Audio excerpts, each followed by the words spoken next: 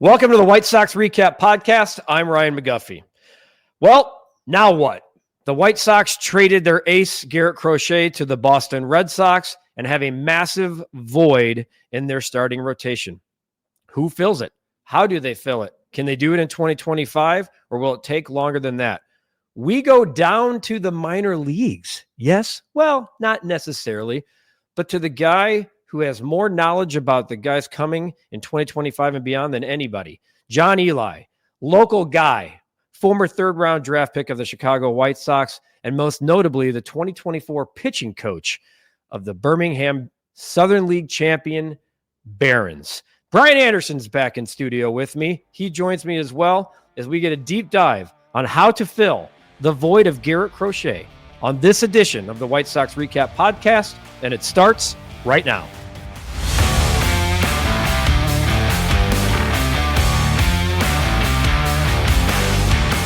Time to welcome in.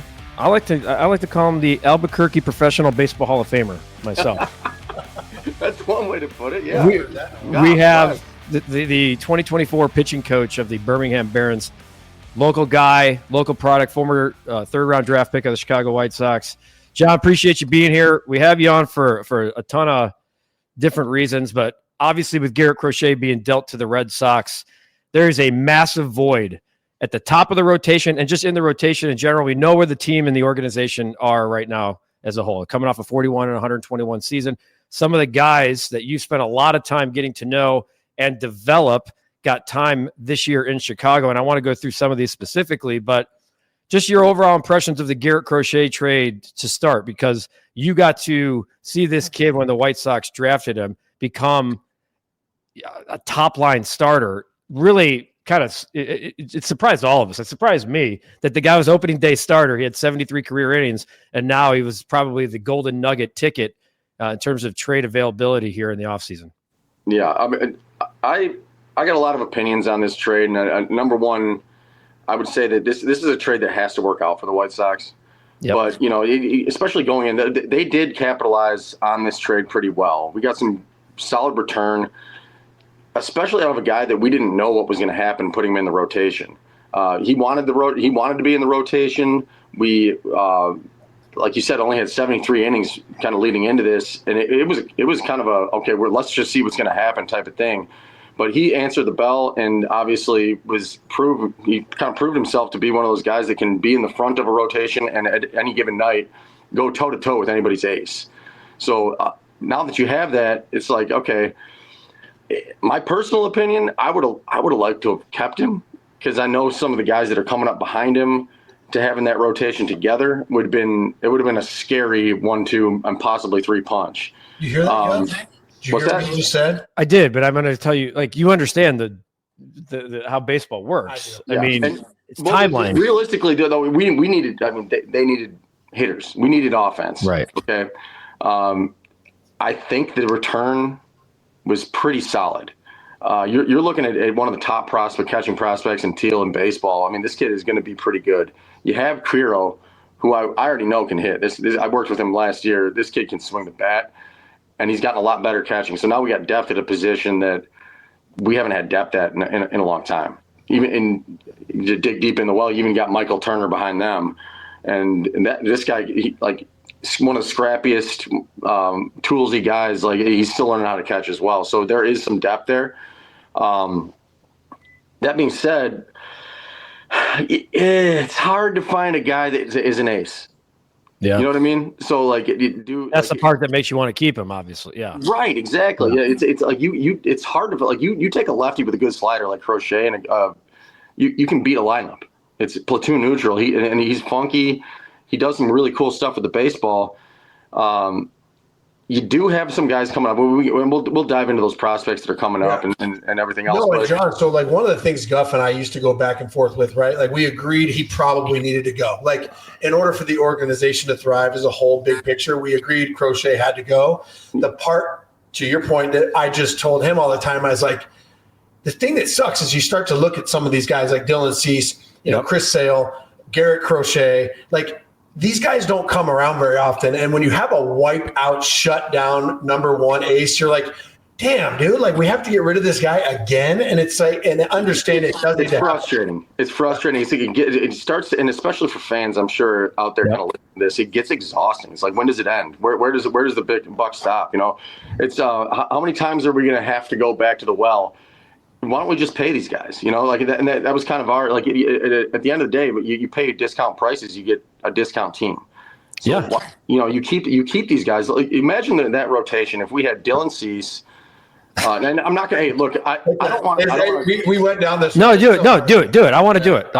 So I don't want to dog the trade because we got some, like, Thorp and Iriarte are studs. I think Thorp is going to figure it out. He to me is pretty comparable to a Giolito, but he can do a little bit more with the baseball. If I know there's some people that are worried about his velocity, but I've dealt with this kid and he's an absolute savage. I think if he's 93, 95, you see Giolito with a better breaking ball mix because he's got the cutter, right?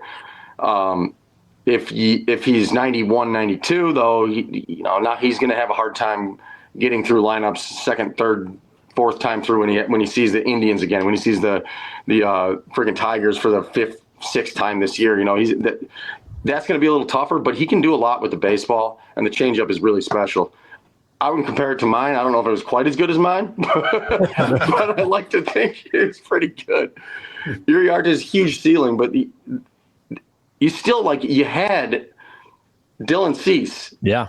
You had Garrett Crochet. You had Giolito. You know, you had these guys. If you go down the list and you put Noah Schultz in that mix, now when he's coming up, all of a sudden, like, what did we sacrifice? Like, these guys have to start panning out in order for these things to make sense. And I think they will, but, you know, it's gotta happen. But you're right. This trade will define Chris Getz's tenure as GM of the White Sox. But to your point, and you mentioned it a few minutes ago, you got to have guys 1 through 9. You could shut out guys all day long. You could have Garrett Crochet followed by Dylan Cease, followed by Lucas Giolito, et cetera, et cetera, et cetera. But if you're a historically bad offense because your 1 through 9 aren't getting it done, that's where the White Sox, and you're part of this. You've been a big part of the development of a lot of these guys that have unfortunately been traded, and now you're part of a second rebuild. It is frustrating for White Sox fans, and it is the PTSD. It is the, oh God, we just traded Chris Sale again to the same team that fleeced us the last time. They keep getting our dudes, man. It's unbelievable. John and I have talked about this at great length. Like, nothing's a bigger clubhouse killer. I mean, culture, that's bad, right? But nothing's a bigger clubhouse killer than when your pitching staff's just hanging up zeros or they're cruising through the fifth, sixth, and you look up and you're like, we're losing 1-0 again. Like, you have to be able, like Eli said, you have to be able to have something to give your pitchers to be like, hey, wow, look at that. 3 runs in the first inning. Guys, I got you. Like, we're good. Like, I'm going to get you through the 6th inning with less than 2 runs. So yeah, I mean, did you see what that quote from Garrett Crochet was to Scott Merkin last week after the trade? He's like, I don't know how many times I drove home last year and looked and was like, what the fuck just happened?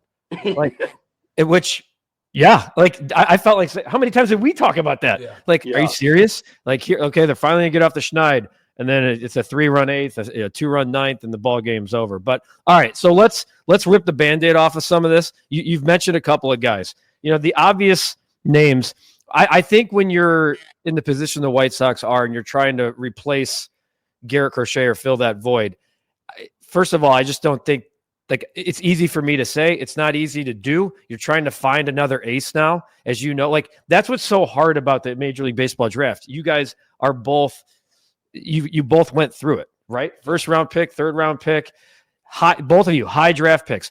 Go back in your drafts and look at how many guys made it. Or I'm talking about, like, legit, we're in the league 3, 5, 10 years.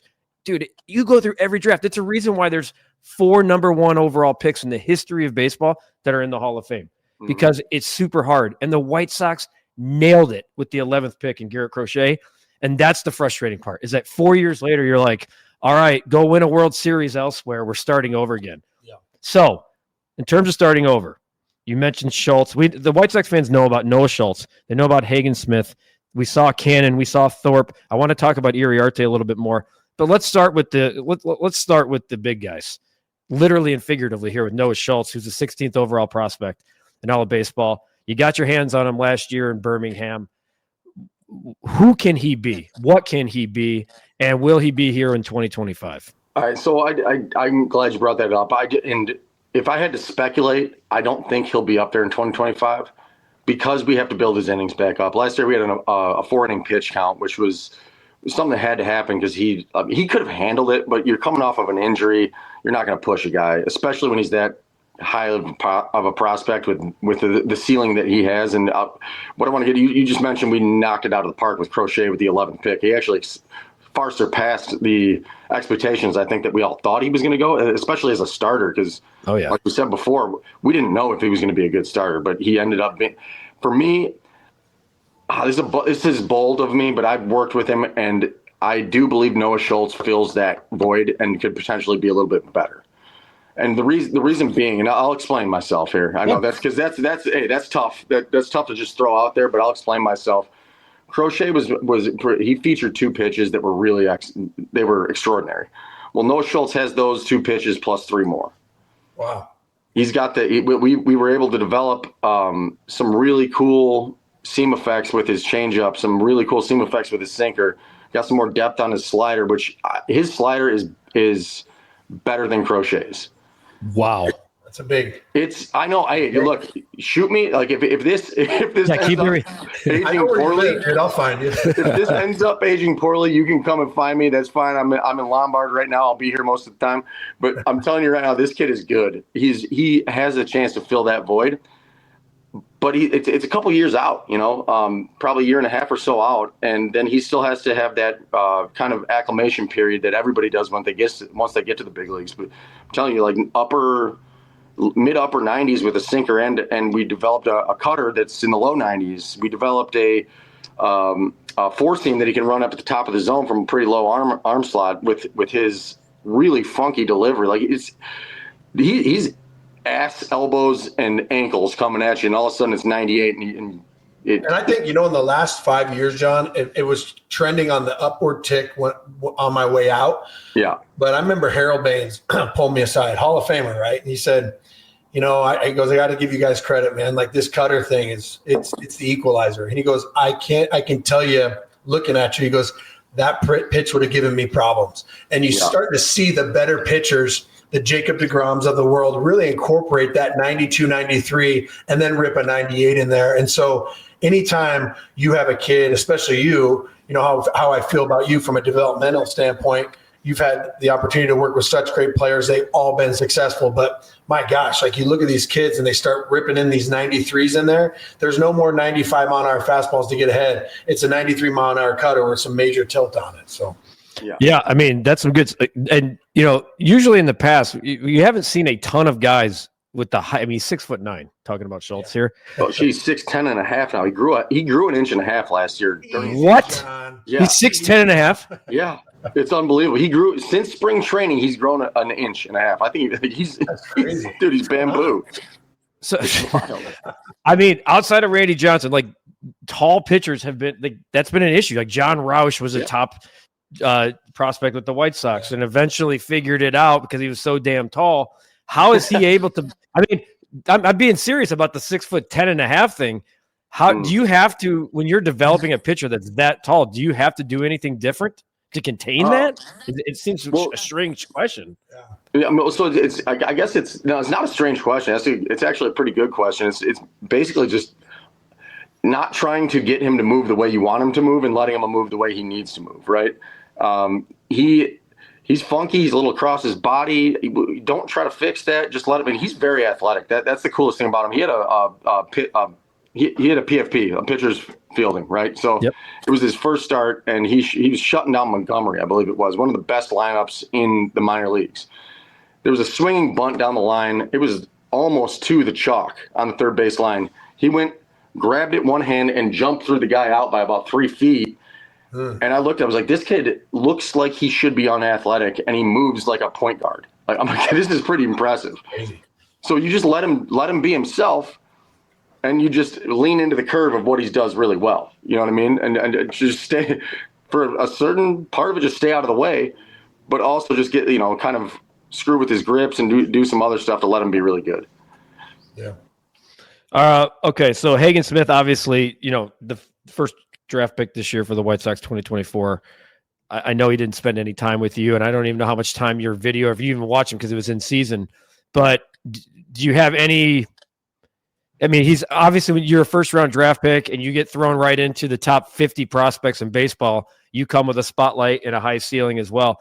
Do you have any kind of hints as to who or what Hagen Smith can be, or you just didn't get a chance to get that much on him?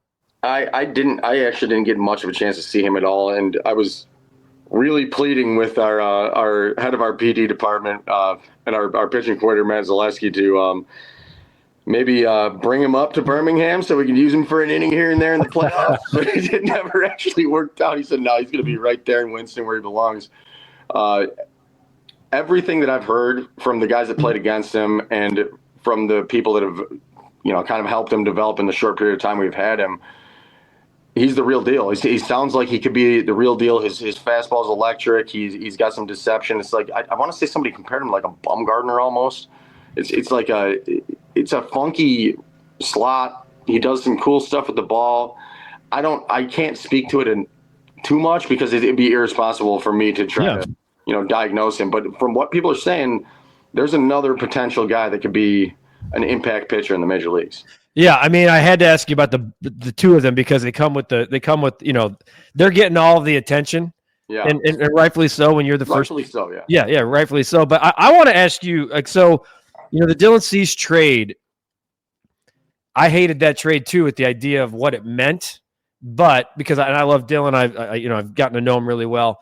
But again, another trade that kind of had to be made because of where the White Sox were. Everything to me right now on the surface says like it's a really damn good return. You talked about Drew Thorp, but I want to talk about Jairo Iriarte because I feel like he's kind of gotten lost in this entire shuffle. We only saw him for like 5 or 6 innings in the big leagues. I know he walked a ton of guys. I think people were just done at that point in September. People weren't watching much. He got a taste. He got his cup of coffee. But what kind of pitcher is Jairo Iriarte? Is he a starter, first off? We're trying to figure that out. I think that he's got the ability to be a high leverage starter if we figure there's a few things we have to figure out with him, right? Is what's his fastball? Like what is he going to be? Is he kind of lost his slot that he was in when he was with the Padres where he had this really high call strike whiff rate, right? And obviously, he didn't throw enough strikes because kid was 19, 20 years old when we were looking at it. Now he's 21. So let's pump the brakes on okay, I didn't think he was ready to be called up when he went up because of the fact that he was still kind of figuring out a few things, trying to figure out where his fastball was. He made some strides towards the end of the year, working on his four seam, getting it back to that kind of lower release slot where he had a little bit more induced vertical carry, had a little bit more extension on the fastball and a little bit more velocity and more sustainable velocity, right? But when they called him up, he just wasn't throwing enough strikes like we talked about because we were still figuring out what he is. I know the slider came a long way. It was in zone a lot more, had a lot more swing and miss. I would say that if and the changeup as well. Changeup is kind of an X factor for him because it mirrors his slider really well. He can tunnel those extremely well. But until he figures out his fastball, he's a bullpen arm. Once he does, and if we can see if there's a four-seam and a sinker in there, if he can figure that out and throw the ball over a little bit more consistently, then yeah, I'd say starter. But out of the bullpen, you're going to look at a high 90s fastball that has some pretty solid extension. Eli brings up a really good point. We've talked about it a few times in here. The White Sox are in a really unique spot, right? Because they were so bad last year, whereas like prospects like you and I were coming up through the system, right? We're like, hell yeah, we're getting called up, right? So that's the tough part is the player, a Noah Schultz, right? Or that kid wants to get called up and he's like, and John Eli is going as the pitching coach going, God dang it, man, he's not ready yet. But how are you going to tell some kid to get you going up, right? So you have to be supportive and you have to get his mindset into saying like, hey, man, you are able to get outs in the big leagues. But again, and Eli brought up a really good point. He goes, the fastball, what is it going to look like? And that's the first thing that triggered my brain is because I go back to Ozzie Guillen. Ozzie Guillen's like, man, You could have the nastiest shit on planet Earth. If you can't locate a fastball and you don't throw strikes, I don't care. Get back down there, go hang out with John Eli, and I want to see your face until you can figure it out. Yeah. But, we've been talking about that little sweet spot. It's like with Schultz, right? It's like, you're not ready yet. And that's not a dig on him. He's not ready yet. He's got some things to iron out, but you know what? They got rid of Garrett Crochet. This is the most opportune time for a career minor leaguer or unbelievable prospect to get called up and get an opportunity right now. It's like, who's going to take advantage of that? Yeah, that's a good point.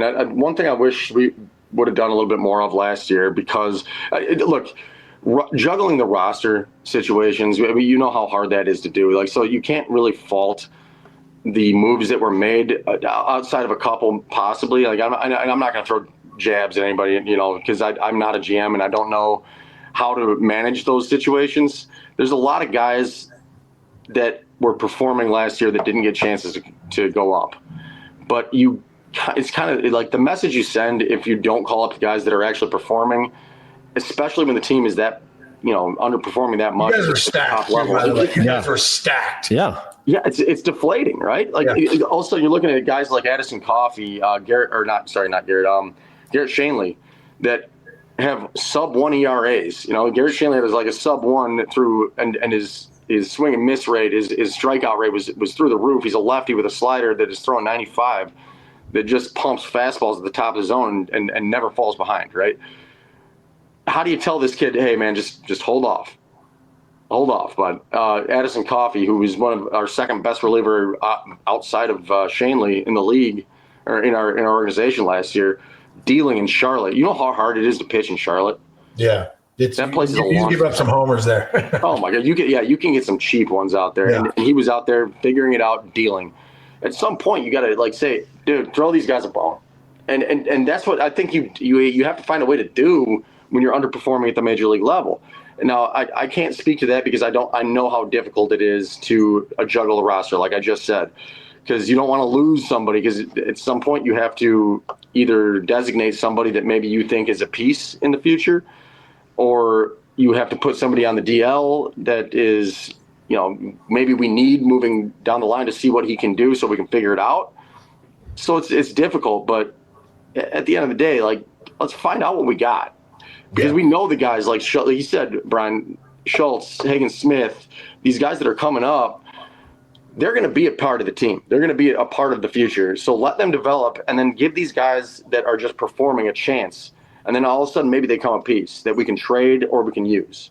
Yeah. How much of a voice do you? I know you said you're not a GM, you're balancing roster, but you also don't want to get in a situation where you're rushing guys, especially at this point in the White Sox rebuild. I mean, you're at ground floor laying a new foundation, like from the start. You just bought the land. That's all you have is the land.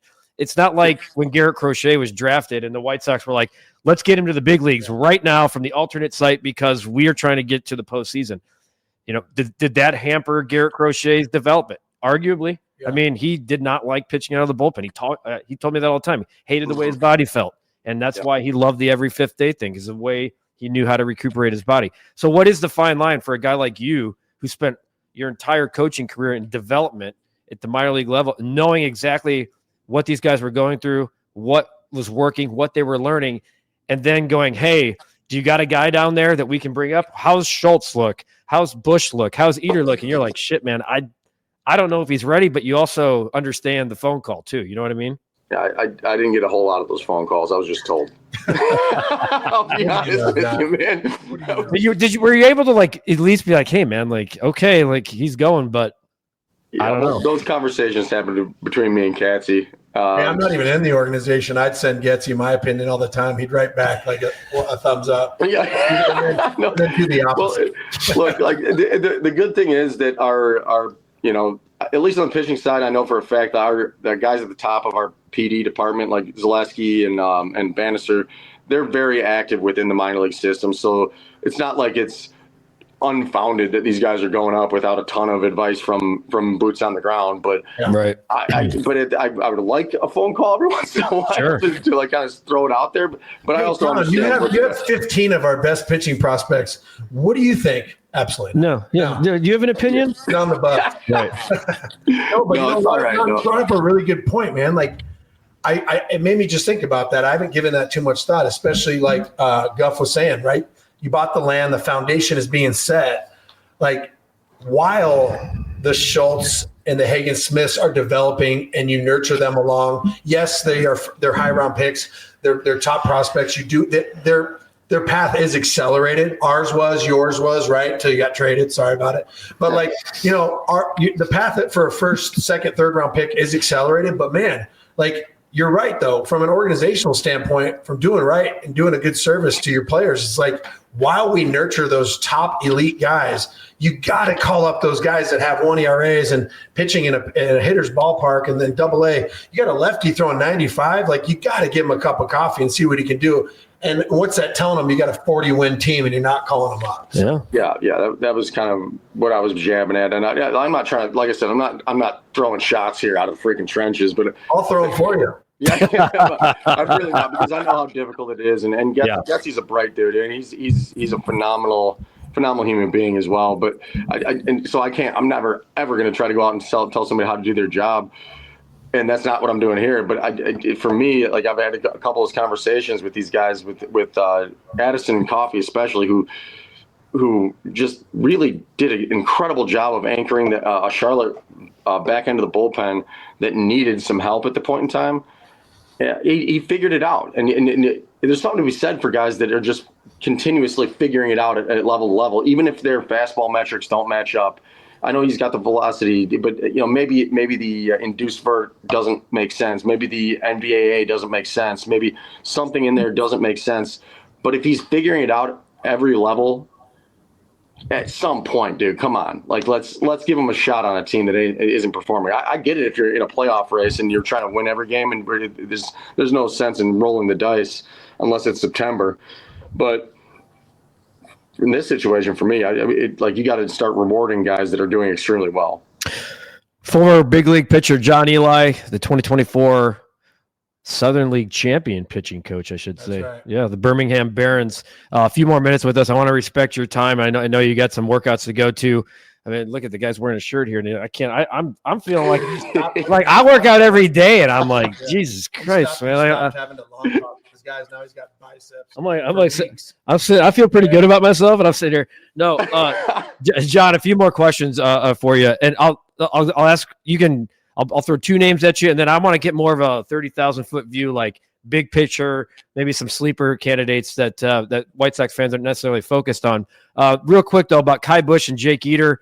What do you like? What's their ceilings? Can they be rotation pieces? We saw, kind of a little bit of both, I think, in 2024. Yeah, no, I like that question, actually, because those are two guys that I absolutely love.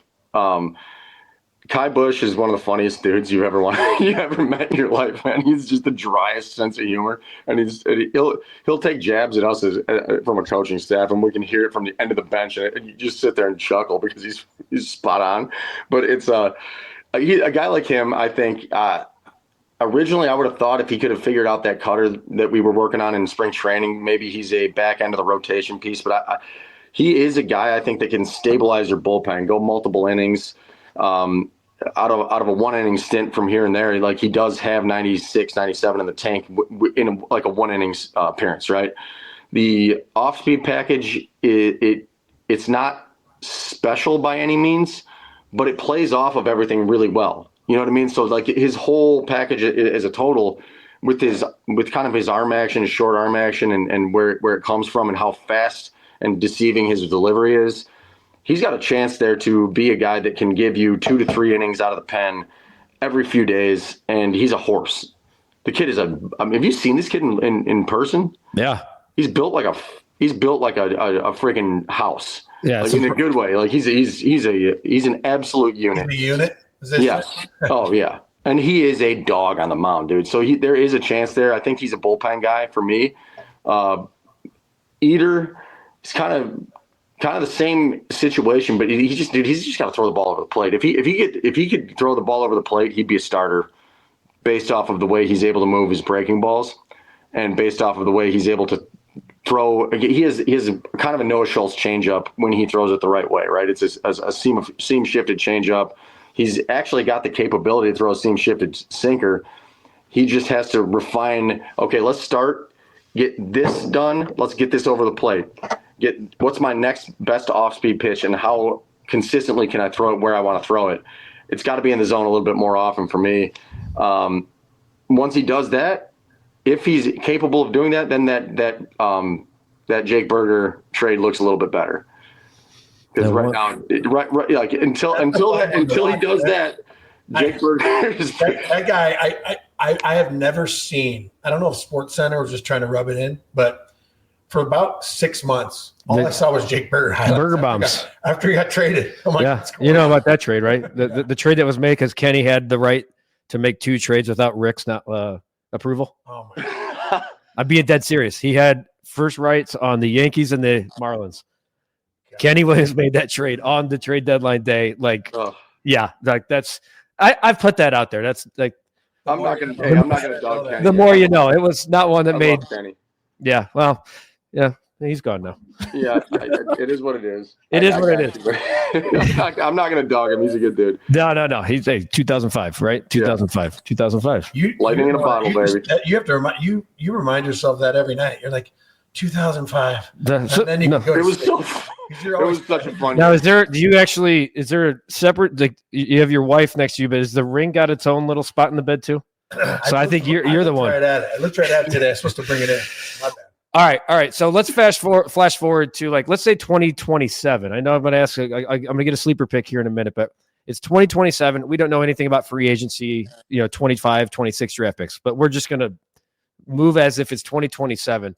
And you, with the guys that you've seen and worked with, and the knowledge you have, you're putting a rotation together for the 2027 White Sox. What's it look like? That is a tough question to answer, man. That is a really tough one to answer because you got some guys coming up, and we didn't even touch on Juan Corella, who was just protected right before kind of a deadline right here. Yeah.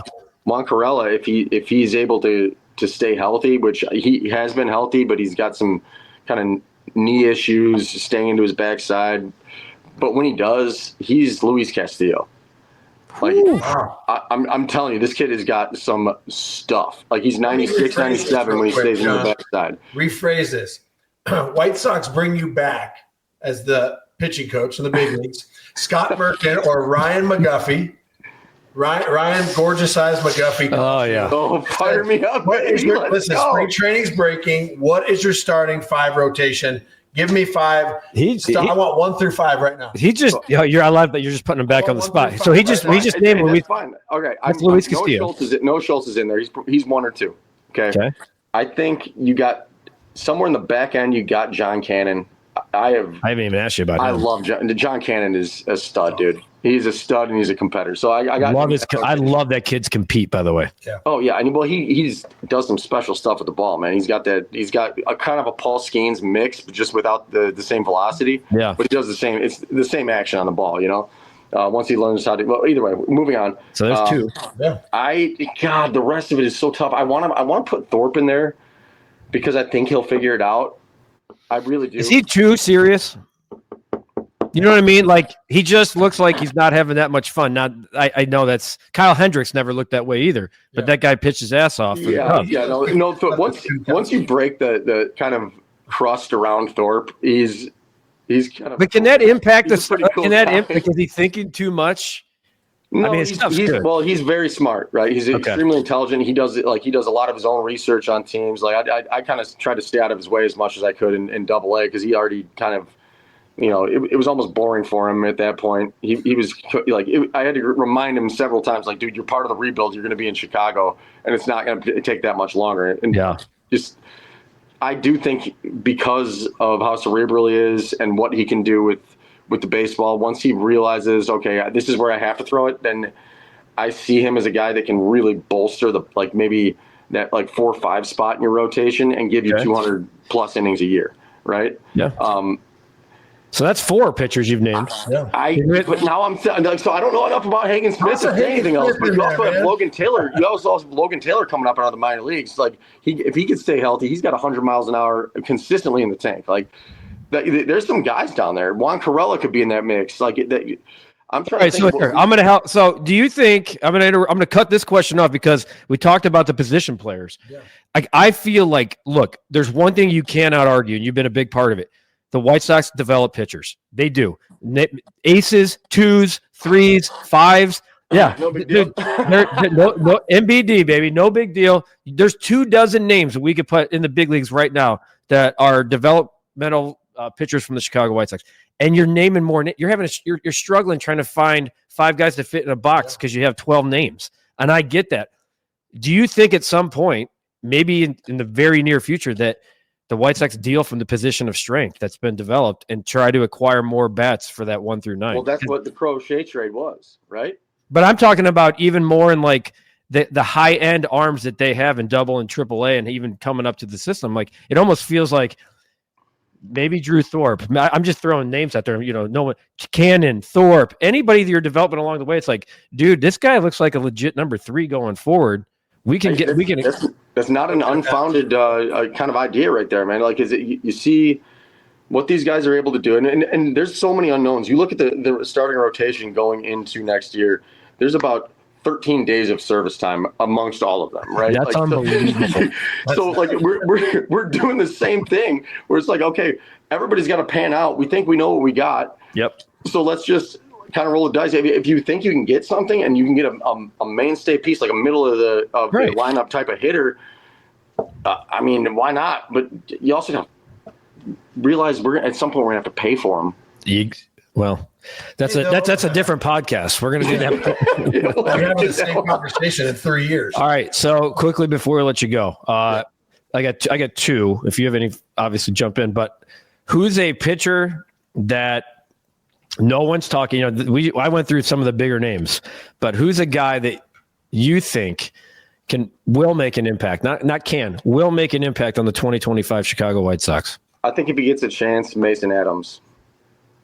I think Mason Adams is a guy that if he gets a chance and nobody's really talking about, he's a 13th or 14th round draft pick a few years back that under recent regimes was kept in Arizona for a little bit outside. Like last year for me, he was probably the best pitcher, most well-rounded pitcher on my staff in Birmingham. Let's put it in perspective. He got called up to AAA with like a month and a half left in the season, and he still ended up in the top 10 in the league in strikeouts on the year.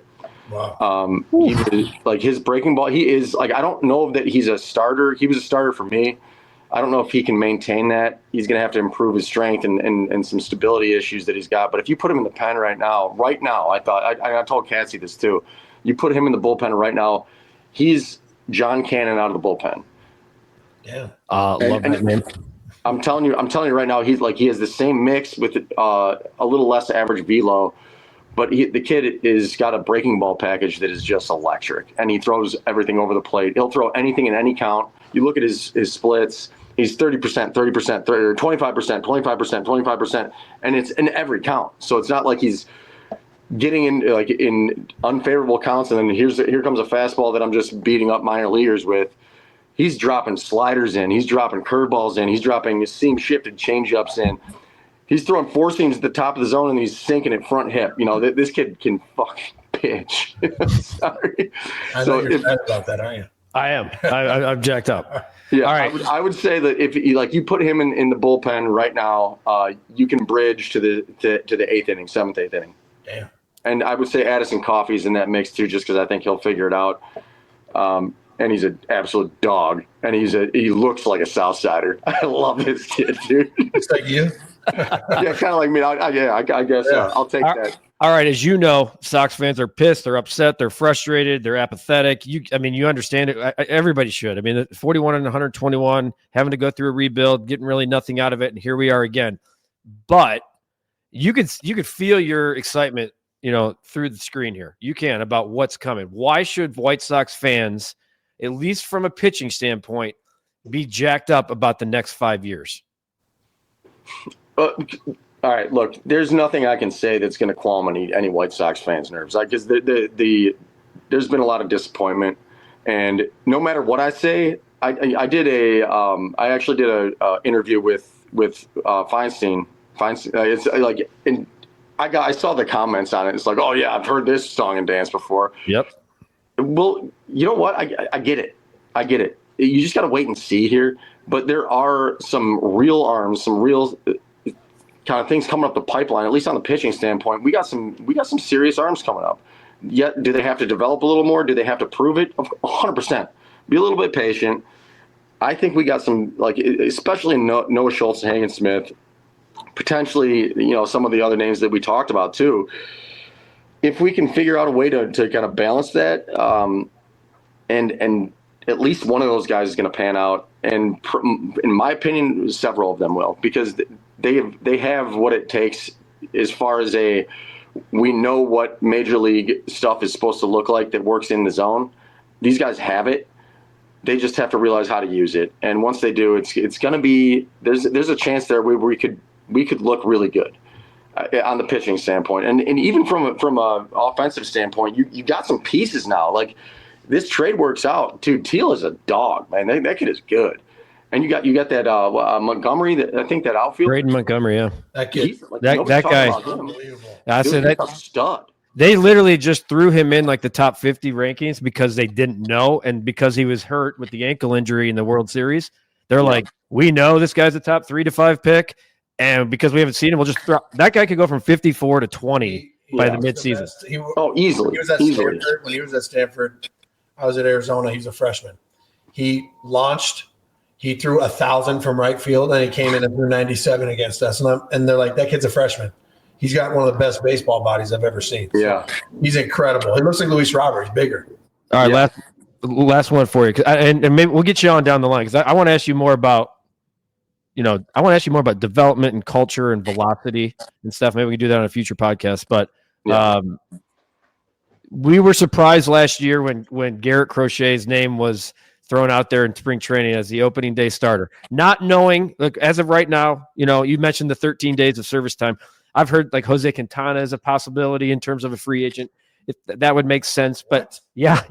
I wouldn't hate that, man. I wouldn't hate that at all. Presence, Jose Quintana was one of the best human beings I've ever. I love the idea of something like that, but because he's not here yet, you're naming an opening day starter for 2025. Who is it? John Cannon. Dang, I love it. John Cannon. Why not? He proved he could do it. Yep. I mean, we don't know a whole lot else about whatever everybody else is going to do. Give me John Cannon day one, and let's roll. Boom. Let's roll, baby. I got to leave with this one thing, because there's a kid that played for you, John, who I had the luxury of facing as a coach when I was at Arizona. Are you going to say Tristan Stivers? No. There's a kid that played for you in AA. Impact. He's going to be in the big leagues. He's going to have 15 jacks. Tim Elko. Oh, please! Can we please talk about Tim? This is a whole nother podcast. This kid, if it was me, man, he's up there next year. He should have been up there last year. So I'm gonna make a call right now. I know you agree, and he was all jazzed about it when I told him. He's going to have a monster spring. Going to run into 12 balls. He always has a monster spring, though. But he's going to break camp. He always has a monster year. He's going to go DH, first base. Toss him in left field, give him 300 at bats in 20. Why left field? Just let it. Dude, they don't have a DH. He's not going to be in left field, dude. He's going to be So I'll give you a little stat here. I'll give you a little stat here. So in Birmingham last year, obviously we had a pretty good infield, and it was our best defensive infield. But a lot of it was because of Tim. We had 50% less throwing errors across the board, in like half the throwing errors of every other team in our entire organization, and it was because of Tim at first base. Dang. His ability to pick. I know he's huge, but he picks it. Takes it. Yeah, that's what I thought. Half the cut in half the throwing errors from the entire infield that every other organization, every other team in our organization. Yeah, that's why Konerko never got enough credit for how he could pick it. Unbelievable. Yeah, he couldn't move. He had to throw it within like a 3-foot radius of him, but he'd pick it. Hey, John, we appreciate you coming on, man. This has been awesome. I think White Sox fans are going to get a much better perspective of how to fill the void that almost seems unfillable of Garrett Crochet, but there's certainly enough in the pipeline. And, we'll get you on again. This is good stuff. I know you got to go get your swole on and get some other kids. Get some other kids that you're training as well. 8 and 9 year olds to go corral here and then teach them how to throw the ball straight instead of backwards. It's going to be great. Awesome. Appreciate you, John. Yep, absolutely. Thank you. See you, brother. All right, BA. Just outstanding stuff from John there. I mean, I give credit to you. You introduced the two of us, and you were like, "Hey, man, if Crochet gets traded, like this is going to be someone worth talking to." He had his hands on all of these guys over, not just like this year, but the last couple of seasons. Some of these names that we're talking about, the big names, the guys behind the scenes. He just won the Southern League Championship with some of the high-end arms for the White Sox. A lot of nuggets in there. I mean, there's so much. I ran out of room to write because he just kept raving, and not just about Noah Schultz being better than Garrett Crochet.